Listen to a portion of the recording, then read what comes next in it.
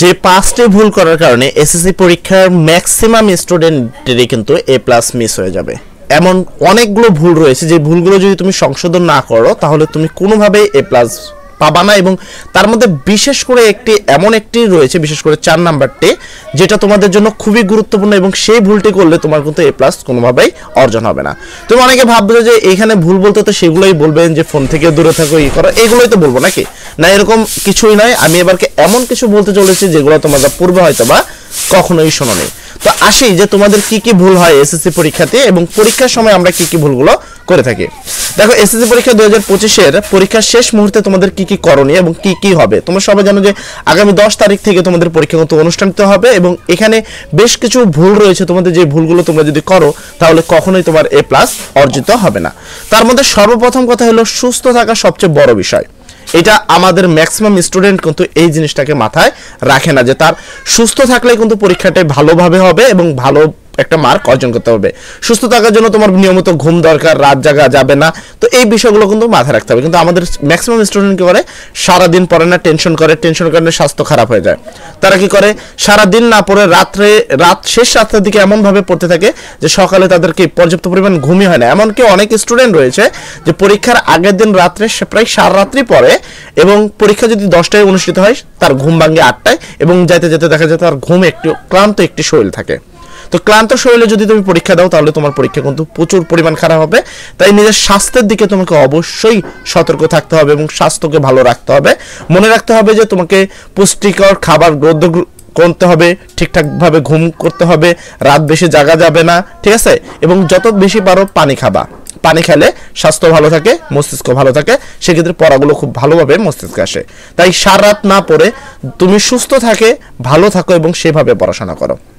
তারপর কথা হলো শেষ মুহূর্তে হতাশা নয়। দেখো, আমাদের ম্যাক্সিমাম স্টুডেন্ট কিন্তু শেষ মুহূর্তে প্রচুর পরিমাণে হতাশা হয়ে যায়। বিশেষ করে বিভিন্ন সাজেশন ফলো করতে যায় তারা হতাশা হয়ে যায় যে আমি সারাদিন পড়িনি, এখন আমি কি পড়বো, বই পড়বো, গাইড পড়বো, সাপ্লিমেন্ট পড়বো, না আমাদের কোচিং সেন্টার বা আমাদের স্কুল থেকে যেই সাজেশনগুলো দিয়েছে আমরা ওগুলো পড়বো। তো এত পড়া দেখে আমাদের ম্যাক্সিমাম স্টুডেন্ট কি হয়ে যায়, হতাশা হয়ে যায়। এবং হতাশ হওয়ার কারণে সেই স্টুডেন্টগুলো কিন্তু নিজের মধ্যে আত্মবিশ্বাস না থাকার কারণে তারা কিন্তু খারাপ একটি রেজাল্ট করে। তাই প্রত্যেকটা স্টুডেন্টকে হতাশ হওয়া যাবে না। তুমি যা পড়েছো, এনাফ পরিমাণ পড়েছো, একটু ভালো করে স্বাস্থ্যটা একটু ভালো রেখে তুমি বাকিটা চেষ্টা করো। বাকি এখনো 2 দিন সময় আছে। বাংলা খুব বড় আমরি সাবজেক্ট না, বিশেষ করে মেন বই পড়ো, বিভিন্ন গাইড টাইড এগুলো পড়ে কিচ্ছু লাভ হবে না। বিশেষ করে আমি বলি, এটা কিন্তু বোর্ড পরীক্ষা। হয়তোবা তোমার অর্ধবার্ষিক পরীক্ষা বা বার্ষিক পরীক্ষাতে তুমি নোট পড়েছো এবং কমন পেয়েছো, তাই তোমার নোটের উপরে অনেক আত্মবিশ্বাস রয়েছে। তবে বোর্ড পরীক্ষাতে কিন্তু এমনটা হয় না। বোর্ড পরীক্ষাতে বাংলাতে সবচেয়ে বেশি খারাপ রেজাল্ট করে মানুষ নৈর্ব্যক্তিকে। এবং নৈর্ব্যক্তিক বা বহু নির্বাচনী প্রশ্নে কেন তারা খারাপ রেজাল্ট করে, এর মূল কারণ হলো তারা কি বিভিন্ন সাজেশন, বিভিন্ন বোর্ড কোশ্চেন এগুলো সলভ করতে যেয়ে মেন বইটাকে ভালো করে পড়ে না।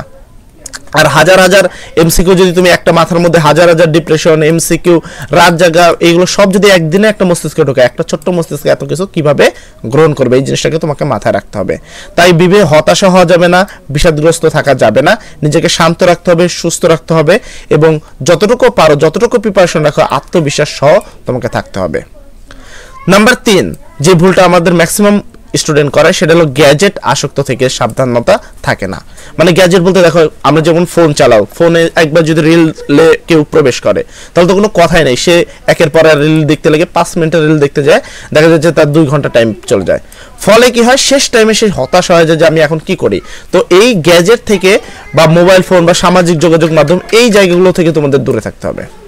এগুলো থেকে তোমাকে দূরে থেকে যত বেশি পারো বইগুলো তোমাদের ভালো করে পড়তে হবে। শুধু যে বাংলা পরীক্ষা তা নয়, বাকি সকল পরীক্ষার জন্য কিন্তু রুলস একই, যে এসএসসি পরীক্ষায় ভালো রেজাল্ট করতে হলে তোমাকে গ্যাজেট থেকে দূরে থাকতে অবশ্যই হবে তোমাকে, ঠিক আছে? এবং মনোযোগ ভ্রান্ত হওয়ার সুযোগ থাকে, যে যদি তুমি কোনো একটা ছাত্র তোমার কি গ্যাজেটে আসক্ত থাকে, তো বিভিন্ন ধরনের ফেক নিউজ থাকে, যে নিউজগুলো যদি আমাদের স্টুডেন্টদের কাছে যায়, যে ধরো এসএসসি পরীক্ষা আজ হবে না, 10 দিন পর হবে, এসএসসি পরীক্ষা 2 মাস পিছিয়ে গেল, এসএসসি পরীক্ষার জন্য আন্দোলন হচ্ছে, সেক্ষেত্রে শিক্ষার্থীরা ভাবে যে এসএসসি পরীক্ষা মনে হবে না, আন্দোলন হচ্ছে, তাহলে মনে হয় এসএসসি পরীক্ষা পিছিয়ে যাবে, থাক আজকে পড়বো না, কিছুদিন পর পড়বো, কাল পড়বো।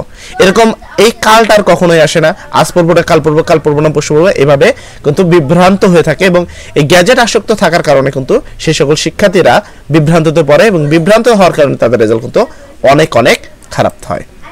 এরপরের টপিক হলো নিয়মাবলী মানতে হবে আইনের মতো। দেখো একটা নিয়ম, পরীক্ষার কিন্তু একটা নিয়ম থাকে, যেমন অনেকেই করে প্রবেশপত্র কপিটা নিয়ে যায়, সঠিক প্রবেশপত্রটা নিয়ে যায় না, না যাওয়ার ফলে কি তাদের সমস্যা কি, তারা ওই লাস্ট মুহূর্তে ভাবে রে আমার তো এখন বাড়ি যাওয়ার সময় নেই, আমি প্রবেশপত্র কিভাবে নিব।